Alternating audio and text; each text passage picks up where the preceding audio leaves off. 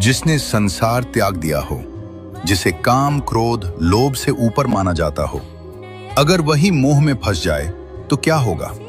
आज की कथा है देवर्षि नारद के मोह की, जिसने उन्हें स्वयं अपने ज्ञान पर ही प्रश्न करने पर मजबूर कर दिया। वैकुंठ, जहां समय भी ठहर कर चलता है, जहां शांति कोई अवस्था नहीं, स्वभाव है, वहीं देवर्षि नारद अपने वीणा के साथ भगवान विष्णु के चरणों में उपस्थित हैं। तभी नारद जी कहते हैं, प्रभु, आपकी कृपा से मैंने इंद्रियों पर विजय पा ली है। माया अब मुझे छू भी नहीं सकती। न मोह, न वासना, न आकर्षण। मैं संसार के बंधनों से पूरी तरह मुक्त हूं। भगवान विष्णु मुस्कुराते हैं पर उत्तर नहीं देते। वो मुस्कान स्वीकृति नहीं, संकेत होती है। नारद, माया को जीतना इतना सरल नहीं होता। प्रभु, यदि आप आज्ञा दें तो मैं सिद्ध कर सकता हूं कि माया मुझ पर अब प्रभाव नहीं डाल सकती।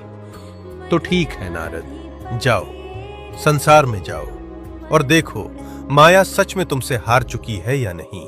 ये कहते ही नारद जी ने कहा, ठीक है प्रभु, और अंतर्ध्यान हो गए।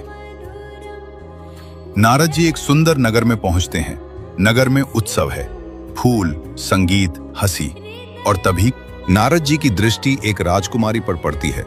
उसका सौंदर्य सामान्य नहीं, पर नारद को चौंकाने वाली बात यह नहीं, बल्कि यह है कि उनके मन में पहली बार कोई हलचल होती है। यह प्रेम नहीं था, यह वासना भी नहीं थी, यह था मैं क्यों आकर्षित हो रहा हूं का पहला प्रश्न।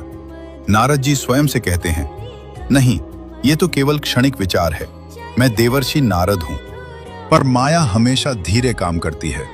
वो सीधे जंजीर नहीं बनती, पहले इच्छा बनती है, और इच्छा धीरे धीरे मोह में बदलती है।